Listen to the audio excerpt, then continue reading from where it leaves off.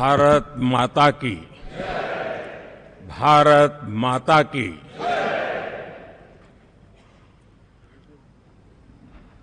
मैं सबसे पहले तो इस सभागृह में उपस्थित एनडीए घटक दलों के सभी नेतागण, नवनिर्वाचित सभी सांसदगण और हमारे राज्यसभा के भी सांसदगण, आप सबका हृदय से बहुत बहुत आभार व्यक्त करता हूं।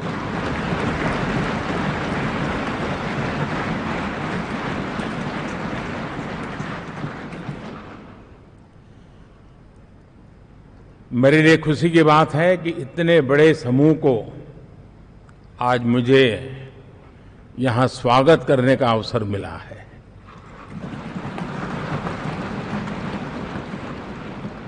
जो साथी विजयी होकर के आए हैं वे सभी अभिनंदन के अधिकारी हैं, लेकिन जिन लाखों कार्यकर्ताओं ने दिन रात परिश्रम किया है, न उन्होंने दिन देखा न रात देखी, और इतनी भयंकर गर्मी में हर दल के कार्यकर्ता ने जो पुरुषार्थ किया है, परिश्रम किया है, मैं आज संविधान सदन के इस सेंट्रल हॉल से सर झुका करके उनको प्रणाम करता हूं।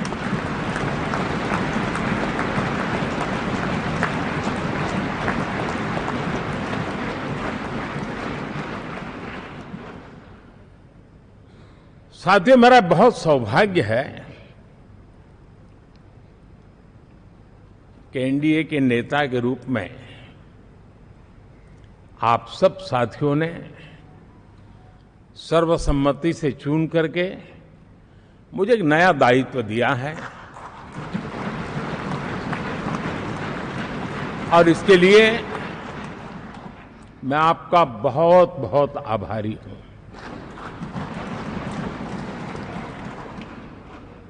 व्यक्तिगत जीवन में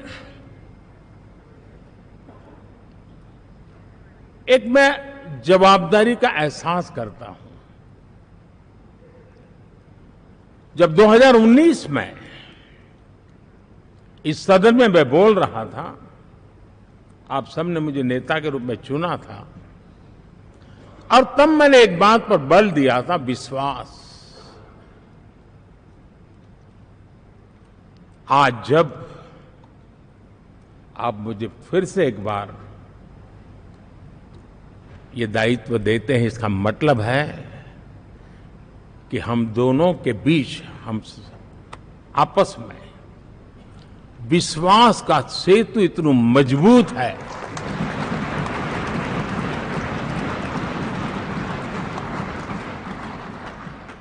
ये अटूट रिश्ता विश्वास की मजबूत धरातल पर है, और ये सबसे बड़ी पूंजी होता है। और इसलिए ये पल मेरे लिए भावुक करने वाले भी है, और आप सबके प्रति जितना धन्यवाद करूं उतना कम है।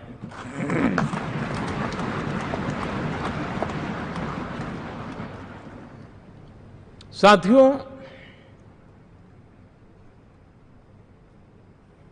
बहुत कम लोग इन बातों की चर्चा करते हैं, शायद उनको सूट नहीं करता होगा, लेकिन हिंदुस्तान के इतने महान लोकतंत्र की ताकत देखिए कि एनडीए आज देश में 22 राज्यों में लोगों ने उनको सरकार बना करके सेवा करने का मौका दिया।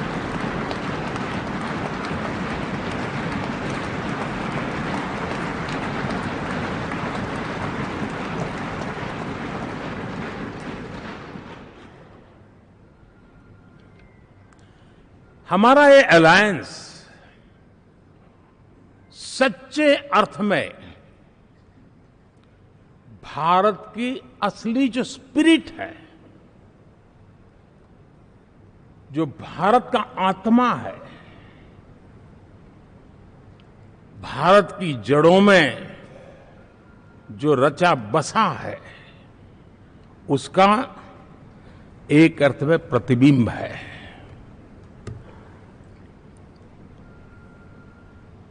और मैं इसलिए कह रहा हूं कि हमारे देश में 10 ऐसे राज्य जहां हमारे आदिवासी बंधुओं की संख्या प्रभावी रूप से है, निर्णायक रूप से है, जहां इस आबादी आदिवासियों की ज्यादा है, ऐसे 10 राज्यों में से 7 राज्यों में एनडीए सेवा कर रहा है।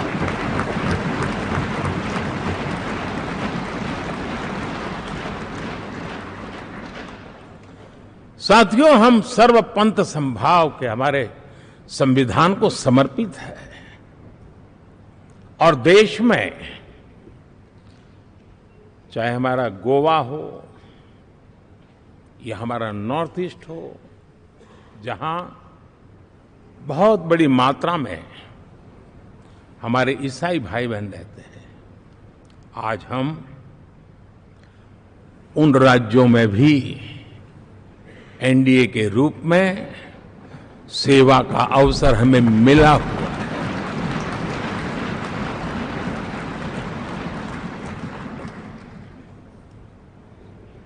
साथियों, प्री पोल अलायंस हिंदुस्तान के राजनीतिक इतिहास में और हिंदुस्तान की राजनीति में गठबंधन के इतिहास में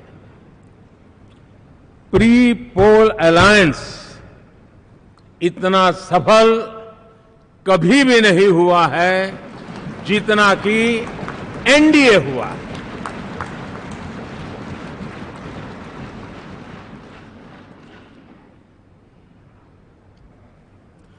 और ये गठबंधन का विजय, हमने बहुमत हासिल किया है और मैं कई बार कह चुका हूं, शब्द अलग होंगे लेकिन मेरे भाव उसमें एक सातत्य है। सरकार चलाने के लिए बहुमत आवश्यक है, लोकतंत्र का वही एक सिद्धांत है, लेकिन देश चलाने के लिए सर्वमत बहुत जरूरी होता है।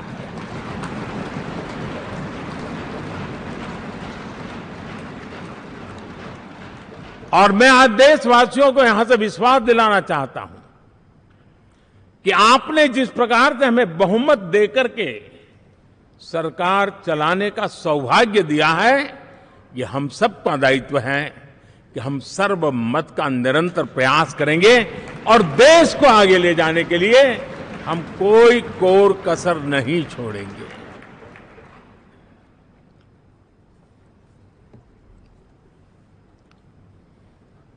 साथियों, एनडीए को करीब करीब 3 दशक हो चुके हैं। यानी आजादी के 75 साल में 3 दशक एनडीए, ये सामान्य घटना नहीं है जी। विविधता से भरे हुए अपनी लोकतांत्रिक और सामाजिक रचना के बीच में ये 3 दशक की यात्रा एक बहुत बड़ी मजबूती का संदेश देती है। और मैं आज बड़े गर्व के साथ कहता हूं कि किसी एक समय वो था कि संगठन के कार्यकर्ता के रूप में इस अलायंस का हिस्सा था, व्यवस्थाओं से जुड़ा रहता था और आज सदन में बैठ करके आपके साथ काम करते करते मेरा भी नाता इससे 30 साल का रहा है और मैं कह सकता हूं, हकीकतों के तथ्यों के आधार पर कह सकता हूं, ये सबसे सफल अलायंस है।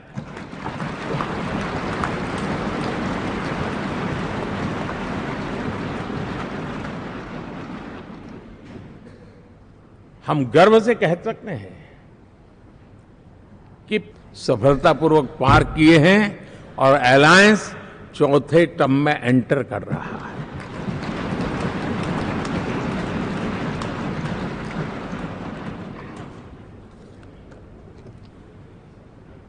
साथियों, इस बात को जो राजनीति के विशेषज्ञ हैं, अगर मुक्त मन से, मुक्त मन शब्द बहुत महत्व का है, वे सोचेंगे तो पाएंगे कि एनडीए ये सत्ता प्राप्त करने का या सरकार चलाने का कुछ दलों का जमावड़ा नहीं है। ये राष्ट्र प्रथम की मूल भावना से, नेशन फर्स्ट के प्रति कमिटेड, वैसा ये समूह है।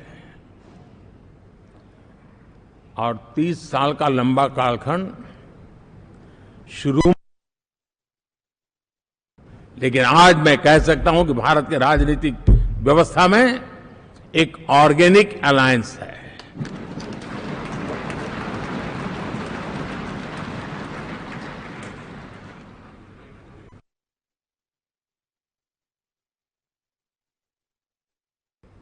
श्रद्धेय अटल बिहारी वाजपेयी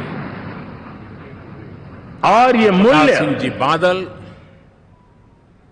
श्री बाला साहब ठाकरे, श्री जॉर्ज फर्नांडिस, श्री प्रकाश सिंह जी बादल,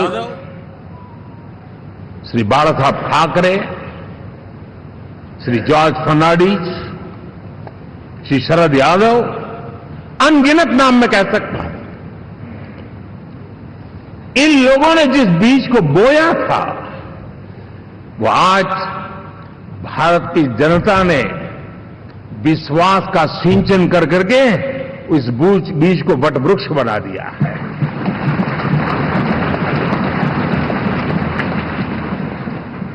और हम सबके पास ऐसे महान नेताओं की विरासत है और हमें इसका गर्व है। बीते 10 वर्षों में हमने एनडीए की उसी विरासत, उसी मूल्यों को लेकर के निरंतर आगे बढ़ने का और देश को आगे बढ़ाने का प्रयास किया है। जैसे मैंने कहा, मुक्त मन से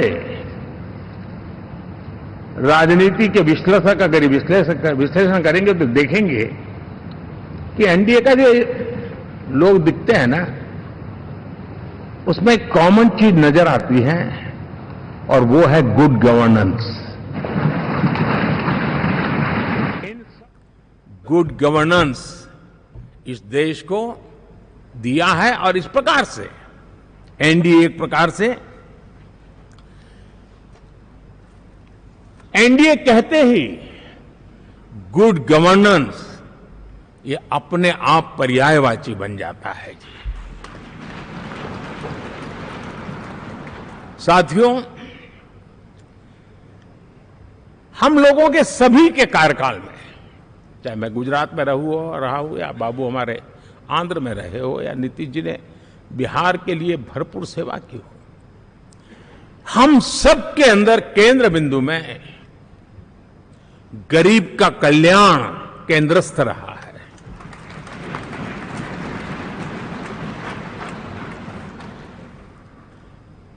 और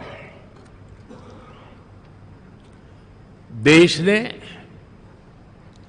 एनडीए के गरीब कल्याण के, गुड गवर्नेंस के 10 साल को देखा है। इतना नहीं, मैं कह सकता हूं देश ने इसे जिया है।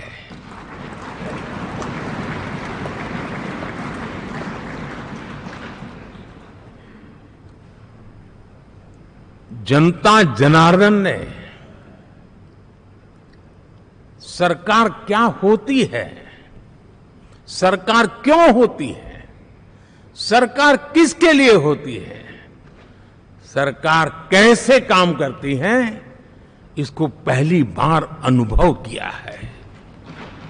वरना जनता और सरकारों के बीच में एक खाई की व्यवस्था ही बनी हुई थी।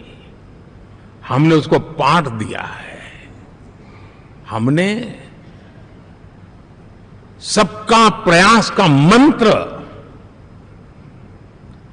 देश को नई ऊंचाई पर ले जाने के लिए चरितार्थ करके देखा है। साथियों, एनडीए सरकार में हम अगले 10 साल में, मैं बहुत जिम्मेवारी के साथ कह रहा हूं, अगले 10 साल में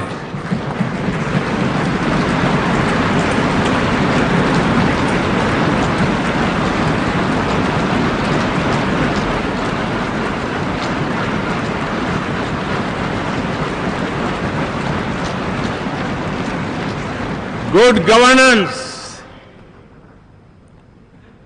विकास, नागरिकों के जीवन में क्वालिटी ऑफ लाइफ, और मेरा व्यक्तिगत रूप से एक बहुत बड़ा ड्रीम है,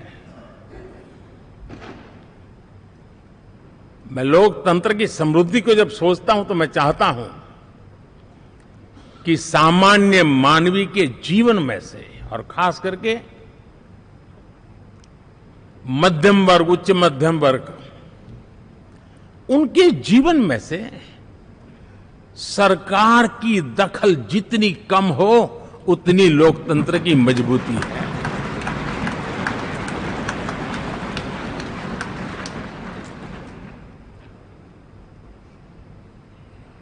और आज के टेक्नोलॉजी के युग में बहुत आसानी से हम, वरना एक दिन में 10 काम हो तो 10 अलग अलग वो सारी चीजें मांगेंगे। हम बदलाव चाहते हैं। गुड गवर्नेंस का ये भी एक महत्वपूर्ण पहलू है।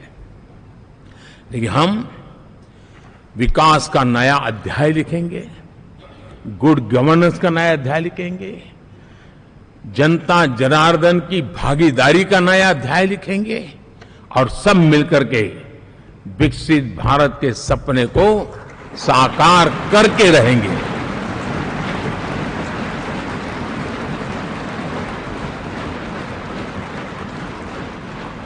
साथियों, एनडीए में, और मैं अगर विस्तार से कहूं तो सदन में किसी भी दल का कोई भी जनप्रतिनिधि होगा, मेरे लिए सब बराबर है।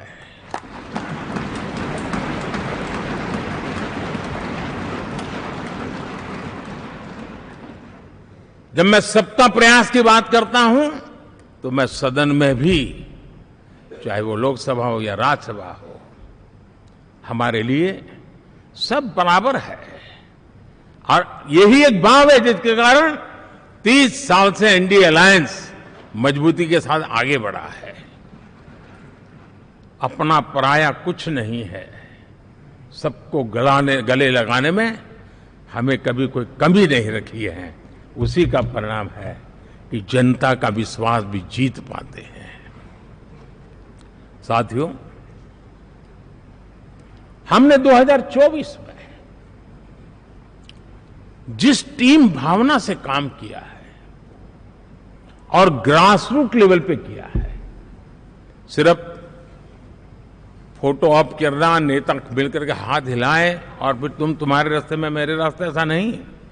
ग्रासरूट लेवल तक सबने मिल करके ये जो काम किया है, और उसी ने हमें ऑर्गेनिक अलायंस का सामर्थ्य दिया है।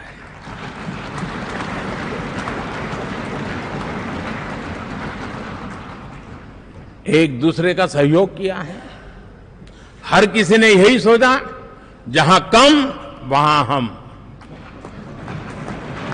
अगर कोई कमी है तो मैं आऊंगा, मैं मेहनत करूंगा, लेकिन तुम्हें कमी नहीं रहने दूंगा। जहां कम वहां हम, ये हर कार्यकर्ता ने जी करके दिखाया है, और तभी तो जीत आती है। साथियों, कभी कभी मैं कह सकता हूं कि हमारा 10 साल का अनुभव है, भारत के हर क्षेत्र का और भारत के हर नागरिक का जो एस्पिरेशंस हैं,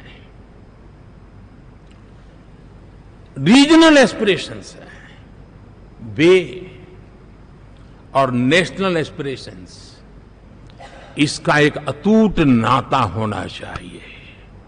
इसके बीच में हवा तक गुजर न सके, इतना जुड़ाव होना चाहिए, तब देश आगे बढ़ता है।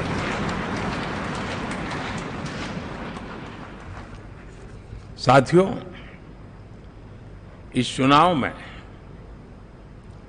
मैं कुछ उल्लेख जरूर करना चाहूंगा जो मेरी नजरिए से मैंने देखा है।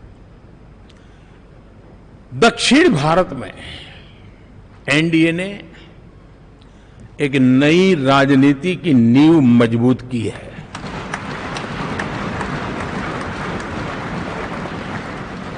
अब देखिए, कर्नाटक एंड तेलंगाना, अभी अभी तो इनकी सरकारें बनी थी, लेकिन पल भर में ही लोगों का विश्वास टूट गया, भ्रम से लोग बाहर आ गए और एनडीए को गले लगा दिया। कर्नाटक और तेलंगाना में दोनों जगह पे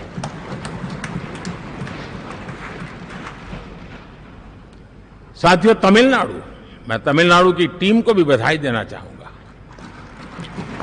और वहां हमारा एनडीए समूह बहुत बड़ा भी है, और कईयों को पता था कि हम एक शायद एक सीट नहीं लड़ा पाएंगे, लेकिन इस लड़ाई में हम साथ रहेंगे। और मैंने बहुत से एनडीए के साथी तमिलनाडु में ऐसे हैं कि जिनका कोई उम्मीदवार नहीं था, लेकिन इस झंडे को ऊंचा रखने के लिए वो जी जान से जुटे थे।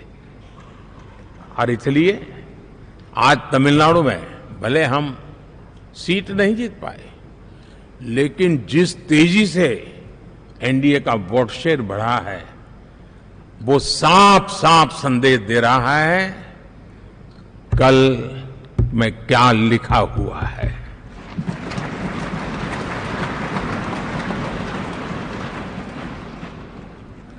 साथियों, पुडुचेरी हो, केरला, हमारे सैकड़ों कार्यकर्ताओं के बलिदान हुए हैं। यूडीएफ हो या एलडीएफ हो, शायद हिंदुस्तान के राजनीतिक जीवन में इतना जुल्म एक विचारधारा को लेकर के जीने वाले लोगों पर हुआ होगा तो सिर्फ मैं कह सकता हूं केरल में हुआ है। जम्मू कश्मीर से भी ज्यादा हुआ है। उसके बावजूद भी सामने कहीं विजय नजर नहीं आता था। उन्होंने परिश्रम की पराकाष्ठा में कभी पीछे नहीं रहे, पीढ़ियां खपा दी। और आज पहली बार संसद में केरल से हमारा प्रतिनिधि बन के आया।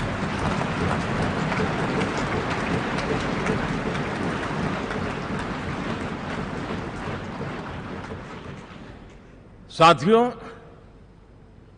अरुणाचल में हमने लगातार हमारी सरकार बनती रही है और भारी समर्थन से बनती है। सिक्किम में भी हमारे एनडीए की सरकार करीब करीब क्लीन स्वीप के साथ, अरुणाचल क्लीन स्वीप। आंध्र, मैं अबू बाबू को पूछ रहा था, बोले हिस्टोरिकली ये सबसे हाईएस्ट विक्ट्री है।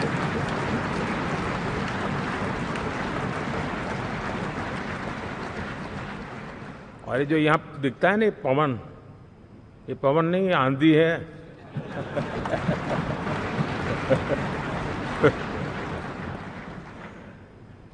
आंध्र ने इतना बड़ा हमारे प्रति जनमत दिया है जी। हिंदुस्तान के लिए एक सामान्य मानवी की विकास की जो जिजीविषा है उसका प्रतिबिंब है। और महाप्रभु जगन्नाथ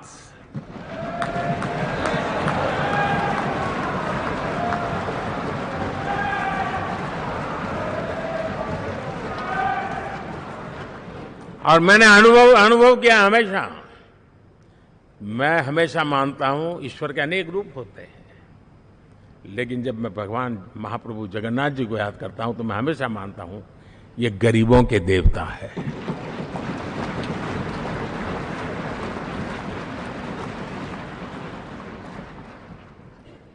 और वहां जो क्रांति रूप परिणाम आया है, मैं इसे एक रिवॉल्यूशन देख रहा हूं।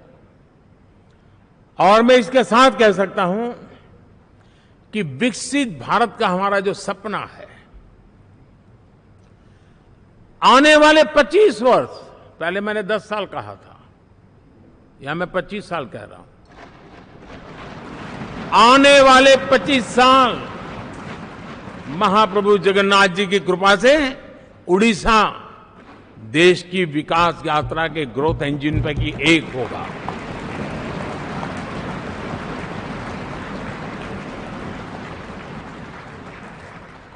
साथियों, हम लोग जब 4 जून के नतीजे चल रहे थे, मैं तो अपने काम में कुछ व्यस्त था, बाद में फोन आना शुरू हो गए। तो मैंने किसी को पूछा, यार ये तो ठीक है आंकड़े वांकड़े, तो मुझे ये बताओ कि ईवीएम जिंदा है कि मर गया?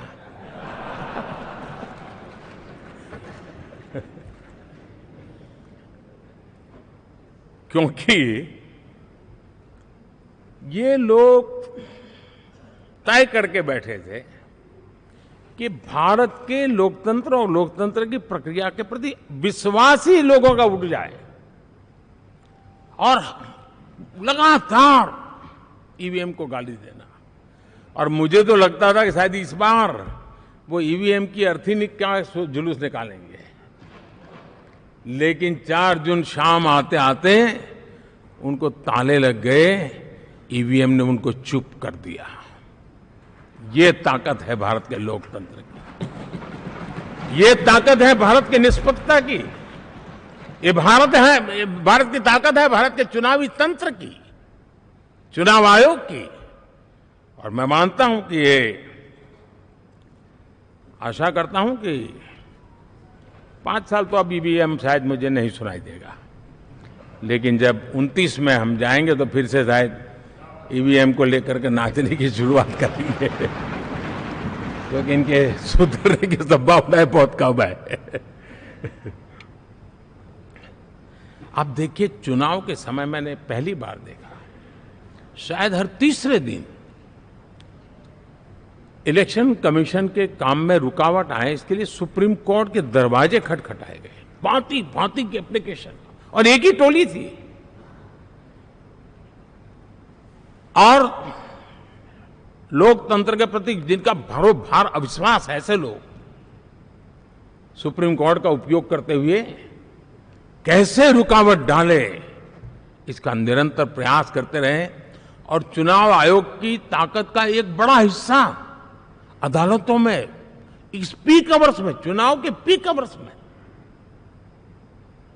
यानी कितनी निराशा लेकर के ये लोग मैदान में आए थे कि उन्होंने पूरा हमला उसी इंस्टीट्यूट पे लगा दो, ताकि चुनाव के कोई भी परिणाम आए हम दुनिया के सामने भारत को भी बदनाम कर लें। ये षड्यंत्र का हिस्सा था दोस्तों, और कभी भी देश उनको माफ नहीं करेगा। साथियों, इंडी गठबंधन वाले जब ये ईवीएम का विरोध करते हैं तो मैं सिर्फ एक चुनाव के रूप में नहीं देख रहा। मैं मानता हूं ये लोग मन से पिछली शताब्दी के सोच वाले लोग हैं। वे टेक्नोलॉजी को हम महत्व न समझते हैं, न टेक्नोलॉजी स्वीकार करने को तैयार है। और ये सिर्फ ईवीएम में दिखाई दिया, ऐसा नहीं, यूपीआई में दिखाया, जब हमने कहा कि हिंदुस्तान के लोग डिजिटल ट्रांजैक्शन करेंगे, फिनटेक की दुनिया में आज हिंदुस्तान का नाम हो गया, मानने को तैयार नहीं। आधार आज देश की एक पहचान बना है। मैं तो देख रहा हूं कि मुझे कई देश कहते हैं कि हमें आधार की पद्धति से आगे बढ़ना है, आप कैसे मदद कर सकते हैं। उस आधार को रोकने के लिए सुप्रीम कोर्ट में बार बार जाकर के परेशानियां पैदा की। यानी मूलतः ये प्रगति के विरोधी, आधुनिकता के विरोधी, टेक्नोलॉजी के विरोधी इंडी अलायंस हमने देखा है। साथियों, इस देश के लिए ये भी चिंता का विषय है कि विश्व में भारत के लोकतंत्र की ताकत को कम आंकने का प्रयास, और कितना एक्सट्रीम है। मैं दुनिया में ढोल पीट रहा हूं कि हम मदर ऑफ डेमोक्रेसी हैं, और ये दुनिया में जाकर के बता रहे नहीं हमारे देश में तो डेमोक्रेसी ऐसा कुछ नहीं, कि वो मोदी बैठ गया है, वो एक चाय बेचने वाला यहां पहुंच कैसे गया, कुछ तो गड़बड़ की होगी। ये जो इनकी मनस्थिति है जी, भारत के नागरिकों को चुनाव प्रक्रिया के प्रति अविश्वास पैदा करने का जो उनका षड्यंत्र है, मैं मानता हूं कि अब दुनिया भी भारत के लोकतंत्र की विविधता, विशालता, व्यापकता, गहनता, इन सबको भी जानने समझने के लिए आकर्षित होगी। ऐसे इस चुनाव के नतीजे में देख रहा हूं। साथियों, जब 1 तारीख को मतदान पूरा हुआ और 4 तारीख को काउंटिंग, इस बीच की चीजों को आप देखिए। योजनाबद्ध तरीके से देश को हिंसा की आग में झोंकने का भाषण, बयान दिए जाते थे। यहां इकट्ठे होना, यहां पहुंचना, यहां करना। कुछ लोग इस चीज को गंभीर नहीं लेते हैं, लेकिन ये बहुत गंभीर है। आप भारत के लोकतंत्र को, पहले उसकी व्यवस्था को अनादर करते हो, अब परिणाम आने से पहले एक ऐसा माहौल बना दो कि बस आग लगा देंगे। हर प्रकार से इन शब्दों का अर्थ यही निकलता है कि उन्होंने देश को उस दिशा में ले जाने का प्रयास किया था। लगातार देश को गुमराह करने का प्रयास किया गया, देश के लोगों को बांटने का प्रयास किया। अरे, चुनाव एक ऐसा लोकोत्सव होता है कि ज्यादा से ज्यादा लोगों को हम जोड़े, तोड़ने के लिए नहीं होता है। लेकिन हर प्रकार से कोशिश यही की गई है। साथियों, मैं मानता हूं कि 2024 के लोकसभा के चुनाव के जो नतीजे हैं, हर पैरामीटर से देखेंगे, दुनिया ये मानती है और मानेगी कि ये एनडीए का महाविजय है।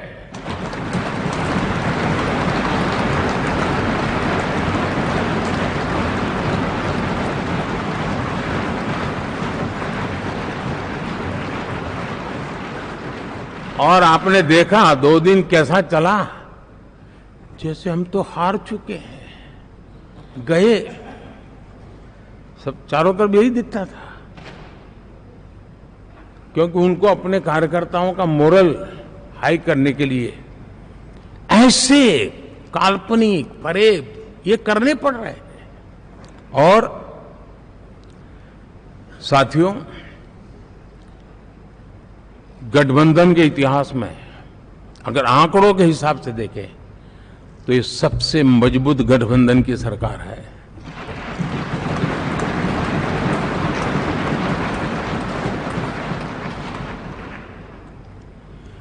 लेकिन कोशिश ये की गई कि इस विजय को स्वीकार न करना, उसको पराजय के छाया में डुबो कर रखना। लेकिन उसकी ऐसी चीजों की बाल मृत्यु हो जाती है, और हो भी गई। लेकिन देशवासी जानते हैं कि न हम हारे थे, न हम हारे हैं।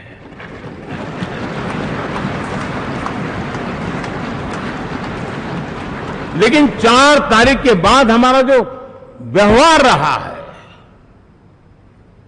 वो हमारी वो पहचान बताता है कि हम विजय को पचाना जानते हैं।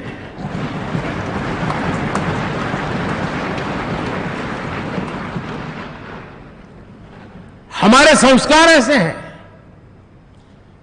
कि विजय की गोद में उन्माद पैदा नहीं होता है और न ही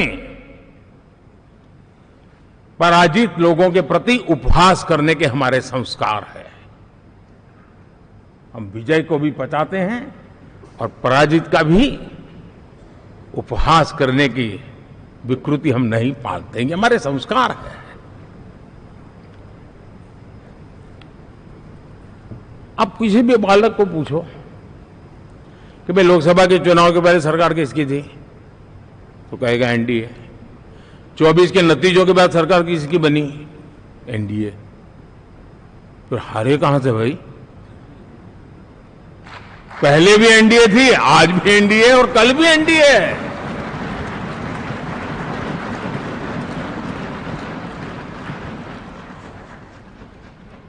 आप सोचिए 10 साल बाद भी कांग्रेस 100 के आंकड़े को नहीं छू पाई।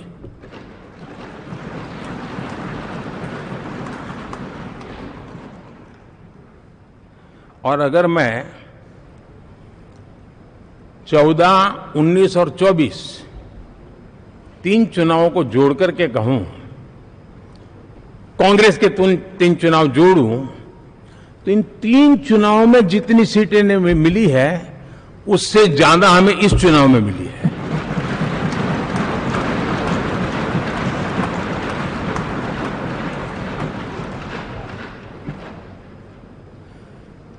और मैं साफ देख रहा हूं साथियों, एनडीए वालों को अंदाज नहीं है।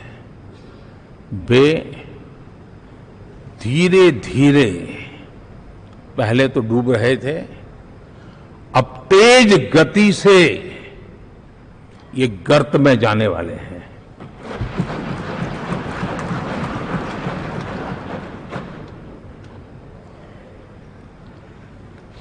साथियों,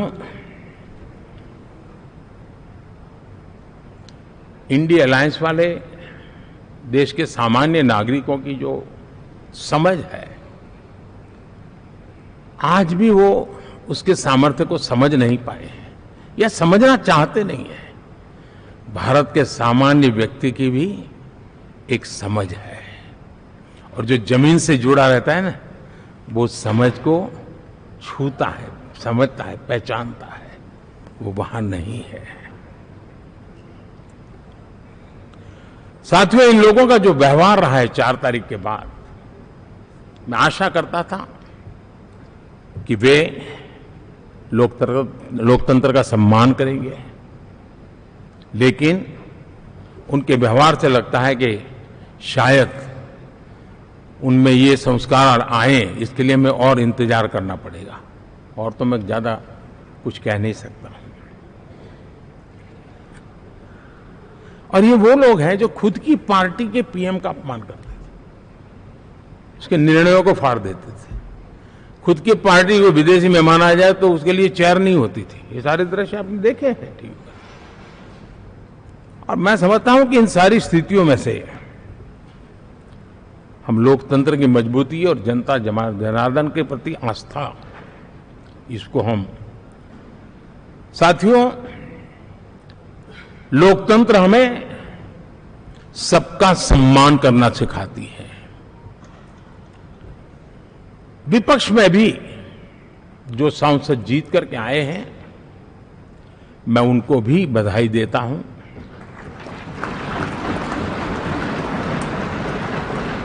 और मैं पिछले 10 वर्ष में एक चीज मिस कर रहा था कि debate, participation, quality of debate मैं मिस कर रहा हूं। लेकिन मैं आशा करता हूं कि अब इस नया जो सदन बना है वो कमी मुझे खलेगी नहीं। शायद हमारे साथी भी राष्ट्रहित की नियत के साथ सदन में आएंगे और भले वो विपक्ष में बैठे होंगे, लेकिन राष्ट्र के विपक्ष में नहीं है, हमारे विपक्ष में है। राष्ट्र में तो हम सब एक ही दिशा में हैं।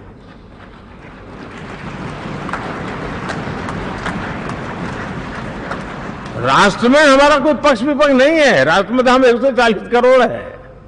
और मैं आशा करता हूं कि वो राष्ट्र हित की भावना को लेकर के सदन में आएंगे और सदन को समृद्धि देने में वे कुछ न कुछ योगदान करेंगे। साथियों, 24 का जनादेश एक बात को बार बार मजबूती दे रहा है, बार बार मजबूती दे रहा है कि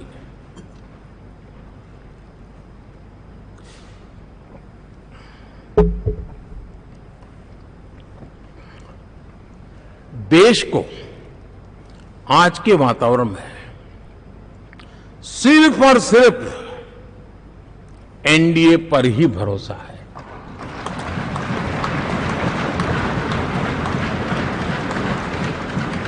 और जब इतना अटूट विश्वास है, इतना भरोसा है, तो स्वाभाविक है देश की अपेक्षाएं भी बढ़ेगी।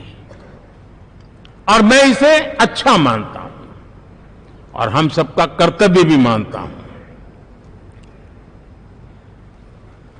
और इन अपेक्षाओं को पूर्ण करने के लिए, और मैंने पहले भी कहा था कि जो 10 वर्ष हमने काम किया है वो तो ट्रेलर है।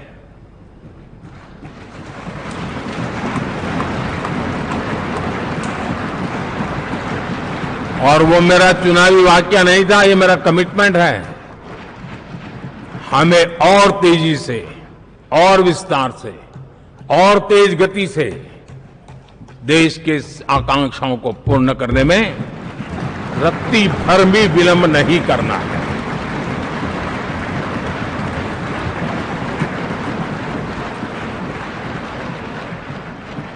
जनता जनार्दन चाहती है हम पहले से ज्यादा डिलीवर करें। जनता चाहती है कि हम खुद ही हमारे पुराने रिकॉर्ड तोड़े।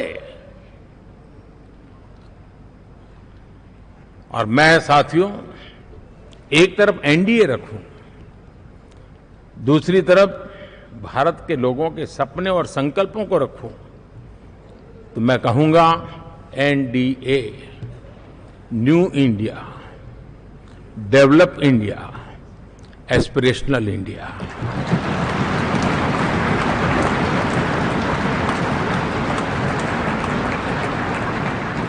और इसी सपने और संकल्पों को पूरा करना, ये हम सबका संकल्प भी है, कमिटमेंट भी है, और हमारे पास रोड मैप भी है।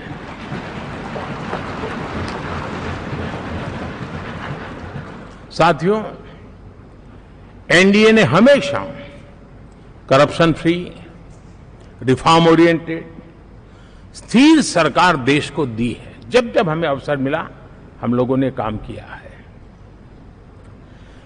उसके सामने कांग्रेस नेतृत्व वाली यूपीए, अब उन्होंने पुरानी अपनी छवि सुधारने के लिए नाम बदल दिया, लेकिन पहचान घोटालों की है। आए दिन घोटाले, यही पहचान रही है। और नाम बदलने के बावजूद भी देश उनके घोटालों को नहीं भुला है, उनको नकारा है।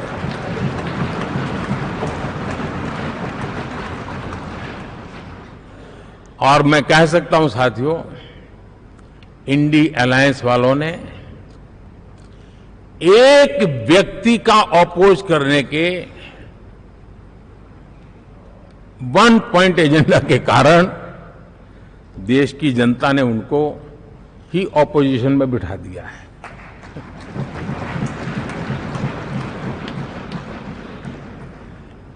एनडीए विकसित भारत, इस संकल्प को लेकर के चुनाव में गया था। देश के लिए सकारात्मक सोच को लेकर के गया था। देश की युवा शक्ति के सामर्थ्य को समझ करके नए अवसरों को लेकर के देश को आगे बढ़ने की बात लेकर के गया था। जबकि हमारे सामने जो लोग थे वो भ्रम फैलाना, झूठ फैलाना, यही गुमराह करने वाले काम यही करते रहे थे। अब एनडीए और उनका देखें, इवन नामांकन में जाएंगे तो भी आपको देखेगा उनका चुनाव प्रचार, उनका नामांकन, हम लोगों का एक एक दृश्य देख लीजिए और उनका एक एक दृश्य देखिए, कितना बड़ा अंतर है। हर चीज में उनका कैरेक्टर दिखाई देता है। और क्या रहा, फोटो ऑप के लिए तो उन्होंने अलायंस घोषित कर दिया, लेकिन कितने ही राज्यों में वो आपस में लड़ते रहे हैं, चुनावी जंग में एक दूसरे की पीठ में छुरा भोंकते रहे हैं। कभी उन्होंने कहा कि ये तो हमारा वैचारिक अलायंस है, वो भाई विचार लेवल पर ठीक है, बाकी नीचे तो हमारा अपना हम तैयार करेंगे। और अब फिर उन्होंने कहा कि भाई हम तो सीट के आधार पर अलायंस करेंगे, टोटल न भी करें, ये भी खेल खेला। और अभी अभी तो चुनाव पूरा शुरू कर दिया कि ये तो हमारा अलायंस लोकसभा के चुनाव के लिए ही था, बाद में नहीं है, ये भी शुरू कर दिया। यानी मैंने बहुत पहले कहा था कि आप देख लेना 4 जून के बाद बिखराव शुरू हो जाएगा, और वो शुरू हो चुका है। इसका मतलब ये हुआ कि वो सिर्फ और सिर्फ सत्ता सुख के लिए एक दूसरे का साथ देने की कोशिश करते थे, लेकिन उनमें उनका अगर स्वार्थ निश्चित होता तो साथ देना, वरना नहीं देना, एक कैरेक्टर था। साथियों, ये लोग कितने ही बड़े झूठे बोलते रहे हैं। और आप देखिए, चुनाव के समय उन्होंने देश के सामान्य नागरिक को गुमराह करने के लिए जो पर्चियां बांटी कि ये देंगे और वो देंगे और टिकना देंगे, फलाना देंगे, 2 दिन से मैं देख रहा हूं कि कांग्रेस के दफ्तरों पर लोग कतार लगा के खड़े हैं कि ये पर्ची है, 1 लाख रुपया कहां है, लाओ भाई, मांग रहे हैं लोग। यानी आपने जनता जनार्दन की आंखों में कैसा उनको भ्रमित किया, कैसी आंख में धूल झोंक दी कि वो बेचारा सामान्य नागरिक मान के चलता था, हाँ भाई 4 जून के बाद रुपया मिल जाएगा, इसलिए वो जाके खड़ा रह गया। और अब उसको धक्का मारा जा रहा है, डंडे मारे जा रहे हैं, वहां से निकाला जा रहा है। अब इस प्रकार का चुनाव, ये अपने आप में देश के गरीबों का अपमान है, हमारे देश के सामान्य नागरिकों का अपमान है। और कभी भी देश ऐसी हरकतों को न भूलता है, न ही कभी माफ किए बिना माफ कभी करता है।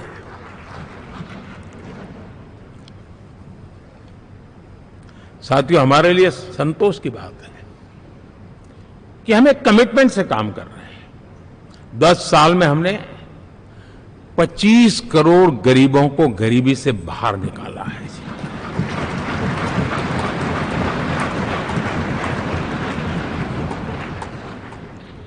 गरीब कल्याण का एक सुरक्षित मजबूत कवच दिया है हमने उसको, और उसके अंदर भी एक नए एस्पिरेशंस पैदा हुई है कि हां, अब मुझे गरीब नहीं रहना है, और उसके लिए मुझसे जो हो सके मैं हर अवसर का फायदा उठाऊंगा। 3 करोड़ गरीबों को घर, ये ऐसे कहने का आंकड़ा नहीं है जी, कितनी मेहनत पड़ती है मुझे मालूम है, लेकिन हम सफलतापूर्वक इसको कर पाए हैं। 4 करोड़ लोगों को दे चुके हैं, 3 करोड़ का हम संकल्प लेकर के आज से आगे बढ़ेंगे। यानी ये भी हिम्मत है कि 4 करोड़ देने के बाद जिन परिवारों का विस्तार हुआ है, जरूरत पड़ी है, और राज्यों की भी उसमें इच्छा है, 3 करोड़ नए घर बनाने का संकल्प। 70 वर्ष की आयु से ऊपर के व्यक्तियों को, नागरिकों को 5 लाख रुपए तक इलाज के लिए मुफ्त इलाज की व्यवस्था। मुद्रा योजना के तहत हमारे नौजवानों को कारोबार के लिए 20 लाख तक की उनकी बैंक से उनको लोन मिले, इसकी व्यवस्था। ये मैं समझता हूं कि वायदा हमारे तीसरे कार्यकाल की गारंटियां, सब मैं अभी बताता नहीं हूं, लेकिन इन गारंटियों के प्रति हम कमिटेड हैं और उसे पूर्ण करने के लिए हम कोई कमी नहीं रखेंगे। साथियों, गरीब का सशक्तिकरण और मिडिल क्लास को सुविधा, ये हमारी प्राथमिकता है, क्योंकि मध्यम वर्ग अब इस देश का एक बहुत बड़ा चालक बल है। भारत की ग्रोथ स्टोरी में ये ऐसे ऐसे नए फोर्सेस मैं देख रहा हूं जो हमारी बहुत बड़ी शक्ति बनने वाले हैं, और इसलिए हम उस पर भी उतना ही, और मिडिल क्लास की बचत कैसे बढ़े, सेविंग कैसे बने, उसके लिए, उसके क्वालिटी ऑफ लाइफ के लिए हम क्या कर सकते हैं, हमारी योजनाओं का विस्तार कैसे किया जाए, हमारे नीति नियमों में बदलाव कैसे किया जाए, उस पर भी हम आने वाले दिनों में काम चाहते हैं। साथियों, पंचायत से पार्लियामेंट तक हमारी नारी शक्ति की सक्रिय भागीदारी, ये हमारा कमिटमेंट है, और हमने हमारे पिछले कार्यकाल में नारी शक्ति वंदन अधिनियम करके उस बात को हमने आगे बढ़ाया है। और वो दिन दूर नहीं होगा जब हमारे सदन में बहुत बड़ी तादाद में हमारी माताएं बहनें देश का नेतृत्व करती हुई दिखाई देगी।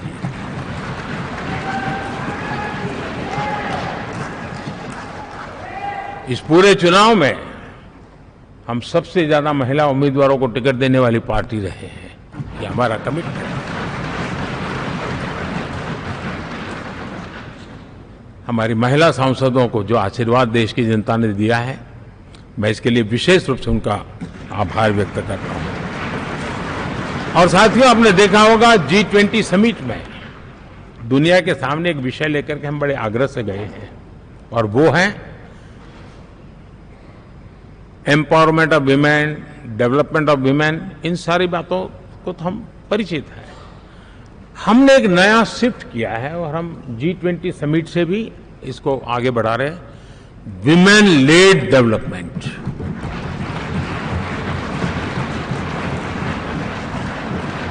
एक बार हमारा इस प्रकार का कमिटमेंट बनता है तो परिवर्तन बिल्कुल साफ नजर आता है। साथियों, एनडीए का ये कार्यकाल बड़े फैसलों का है, तेज विकास का है, और अब हम समय गंवाना नहीं चाहते कि हम 5 नंबर की इकोनॉमी से 3 नंबर की इकोनॉमी पर पहुंचना।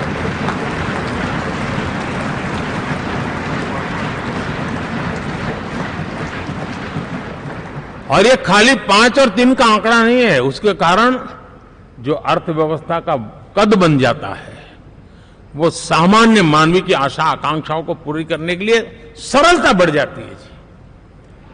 देश के लिए जो जरूरतें हैं वो आराम से पूरी करने का सामर्थ्य बन जाता है, और इसलिए हम उस दिशा में बड़ी कोशिश करके आगे बढ़ना चाहते हैं।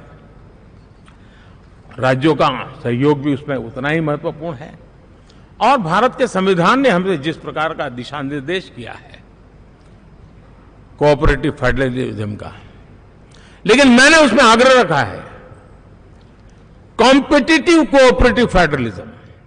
हमारे राज्यों के बीच में भी तंदुरुस्त स्पर्धा हो, राज्य और केंद्र के बीच में भी तंदुरुस्त स्पर्धा हो, हम अच्छा करने की स्पर्धा करें, और उस दिशा में हम आगे बढ़ना चाहते हैं। और हमने देखा है कि जब मैं कॉम्पिटिटिव कोऑपरेटिव फेडरलिज्म की बात करता हूं, आपने देखा G20 समिट हम एक जगह पे कर सकते थे, हम भी मालाएं पहन करके फोटो निकलवा सकते थे, लेकिन हिंदुस्तान के अनेक शहरों में 200 से ज्यादा मीटिंगें हुई, और दुनिया भर के नीति निर्धारक जो कहे G20 देशों के और बाकी भी 5-7 देशों के, वो हिंदुस्तान के कोने कोने में गए, उनके देशों में जाकर के भारत की विविधता, भारत की विशालता, इसकी चर्चा कर रहे हैं।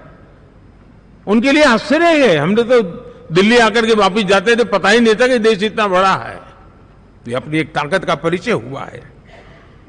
हमने कोविड में देखा, राज्यों के साथ कोऑपरेशन के साथ हमने जिस प्रकार से लड़ाई लड़ी, और एक सूत्र में रह करके लड़े, दल किसी का भी हो सरकार में, लेकिन हमने इस काम को किया क्योंकि हमारा कोऑपरेटिव फेडरलिज्म के प्रति कमिटमेंट है।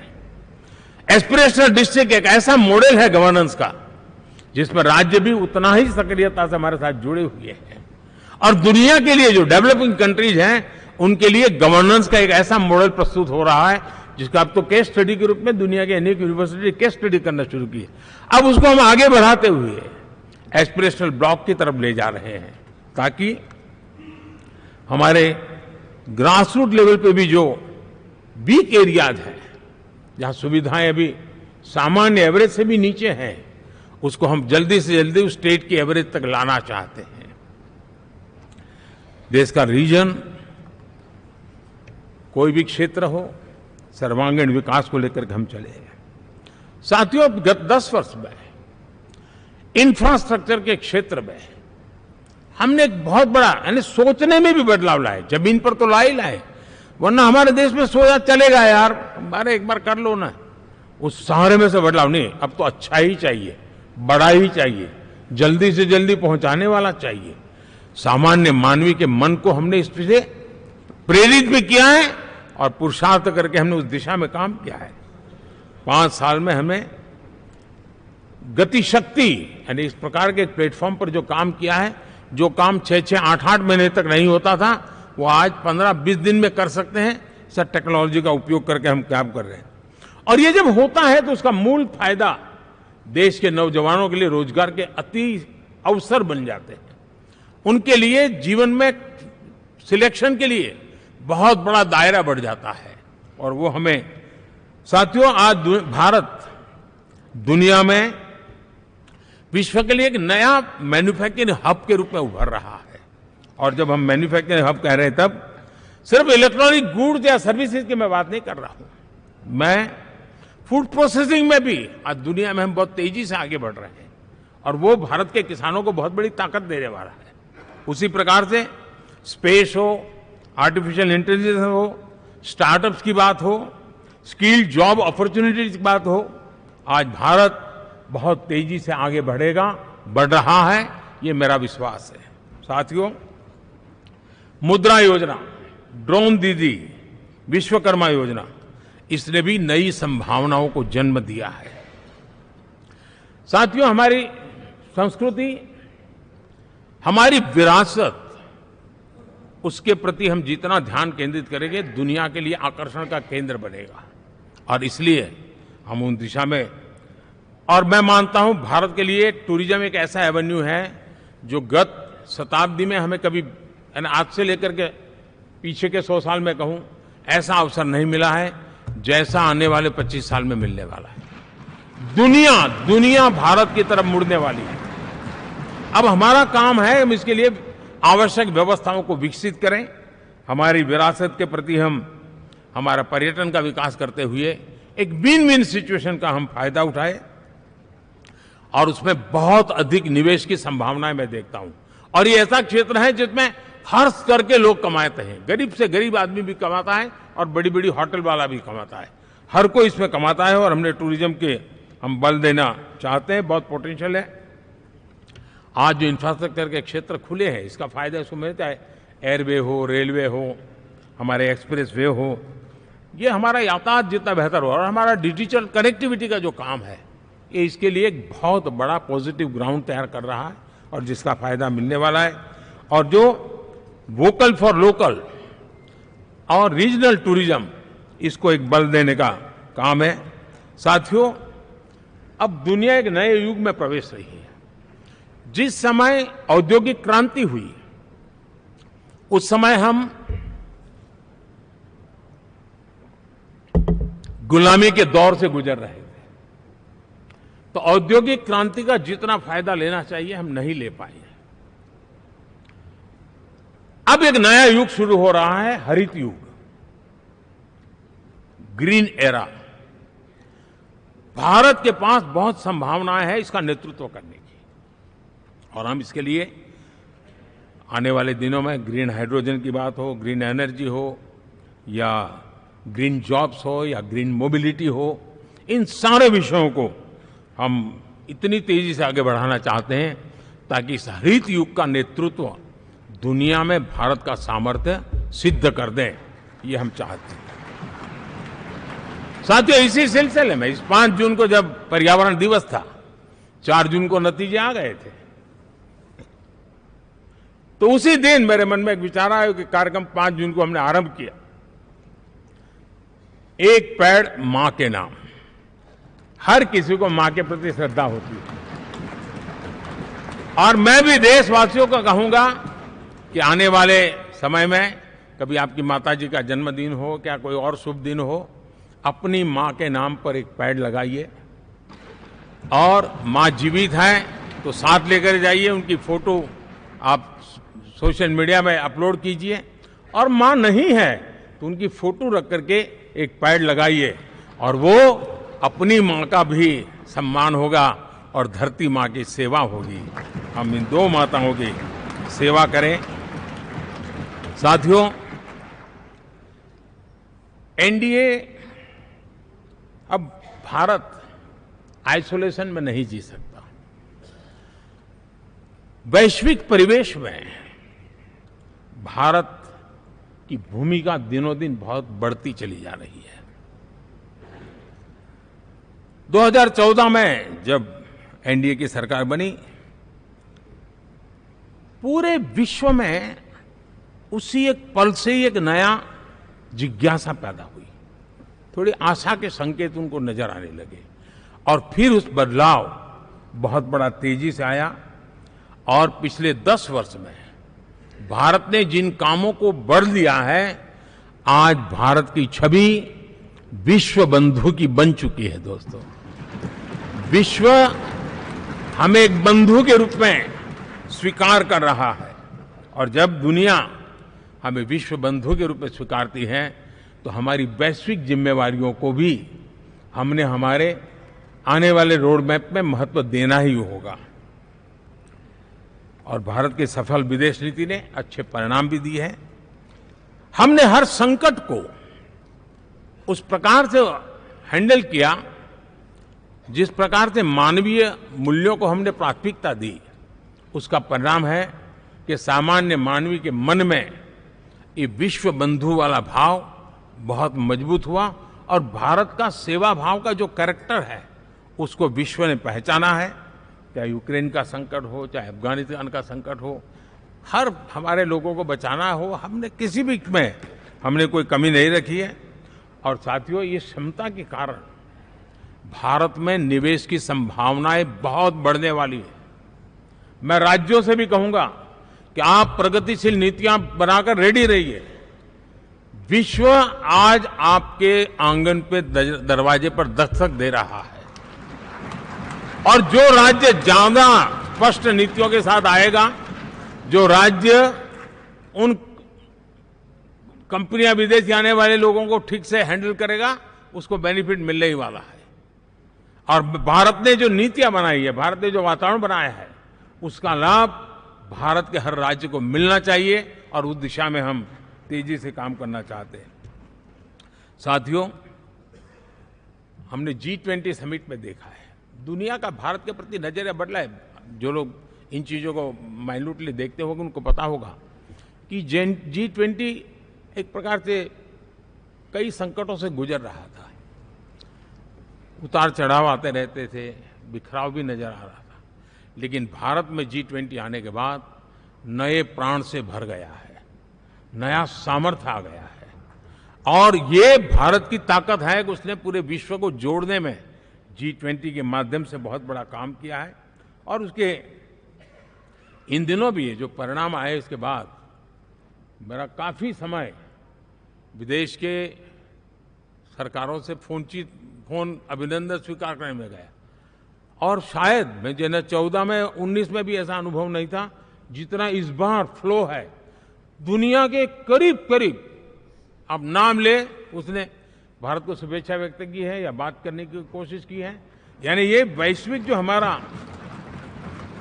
ताकत है उसका परिचय करवा रहा है और उसके कारण मैं मानता हूं कि विश्व में हमारा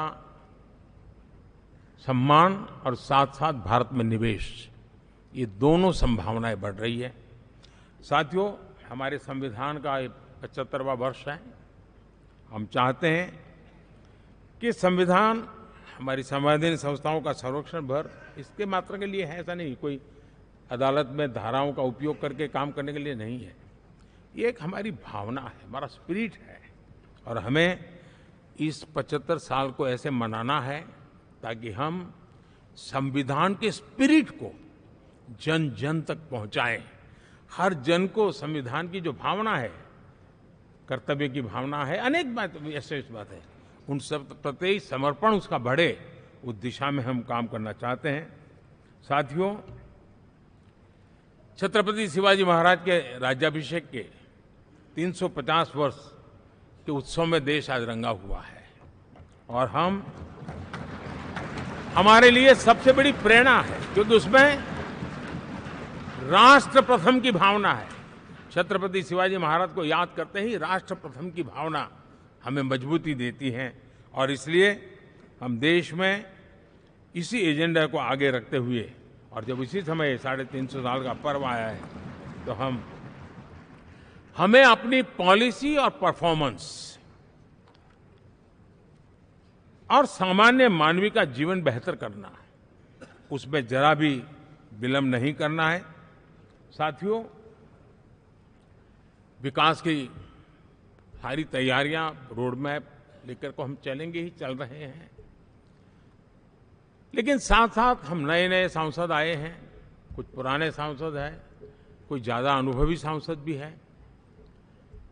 आप देखते हैं कि इन दिनों पिछले 2 दिन से आप टीवी पे देखते होंगे, एक भी सच्चाई मुझे उसमें नजर नहीं आई। कोई ये कह रहा है, कोई वो कह रहा था, सब मैंने कहा भाई जरा पूछो तो ये जानकारी लाते कहां से, गपगोले चला रहे, किसी के खाते में कुछ भी डाल करके चल रहा है। तो मतलब ये थोड़े दिन, क्योंकि 10 साल से ऐसे अवसर नहीं मिले हैं, तो शायद ये उबाल जरा ज्यादा रहेगा। लेकिन आप मान के चलिए जी,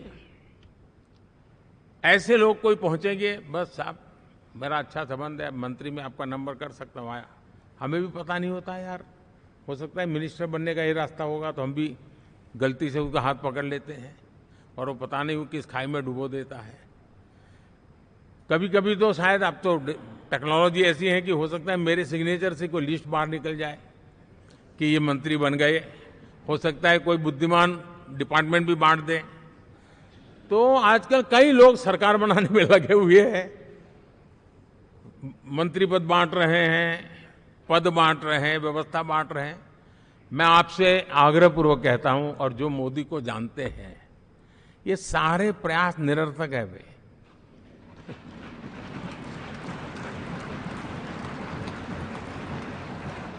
आप भी किसी का फोन आ जाए तो 10 बार वेरीफाई कीजिए कि जिसने फोन किया है वो सचमुच में अथॉरिटी है। अदरवाइज कोई भी कहे भाई आपका नाम हो गया है, सुबह परिवार को बुला लीजिए, शपथ समारोह में आना है, हो गया। तो ऐसी गपबाजी करने वाली एक बहुत बड़ी फौज रहती है। कुछ लोग आदतन करते रहते हैं, कुछ लोगों को मजाक आती है लेकर, और कुछ लोग बदइरादे से करते हैं। मेरा सभी सांसदों से आग्रह है कि हम इन सारे षड्यंत्रों का शिकार न बने। दूसरा, हमारे जो इंडिया अलायंस वालों ने इस चुनाव में फेक न्यूज में एक्सपर्टाइज कर लिया, डबल पीएचडी कर लिया उन्होंने, वो शायद इसका भरपूर उपयोग करेंगे। हम कृपा करके इन चीजों से दूर रहें, अफवाहों से दूर रहें। ये जो टीम बैठी है वो अनुभवी टीम है, मुझे भी सही सलाह देने वाली टीम है, और इसलिए टीम मिलकर के बहुत सही निर्णय करने वाली है। कृपा करके ब्रेकिंग न्यूज के आधार पर देश चलेगा नहीं, ये मान के चलिए।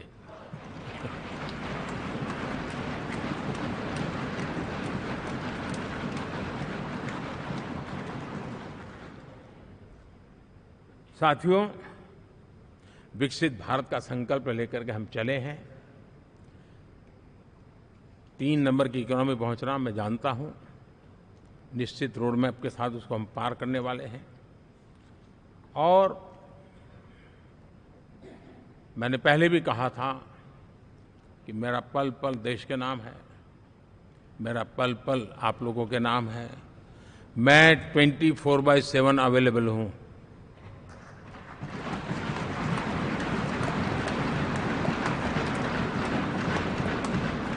हमें मिलकर के देश को आगे बढ़ाना है। फिर से एक बार आप लोगों ने मुझ पर जो विश्वास जताया है, जो प्यार दिखाया है और जो समर्थन दिया है, वाकई मैं मानता हूं भारत के लोकतंत्र की एक बहुत बड़ी ताकत है। मैं जितना आपका आभार व्यक्त करूं उतना कम, और मैं विश्वास दिलाता हूं कि मैं आपकी आशा अपेक्षाओं को पूरी करने में, परिश्रम करने में कोई कमी नहीं रखूंगा।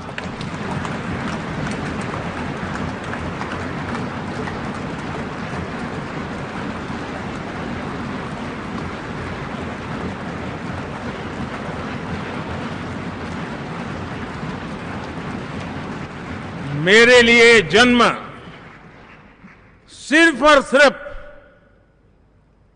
वन लाइफ वन मिशन, और वो है मेरी भारत माता। ये मिशन है 140 करोड़ देशवासियों के सपनों को पूरा करने के लिए खप जाना।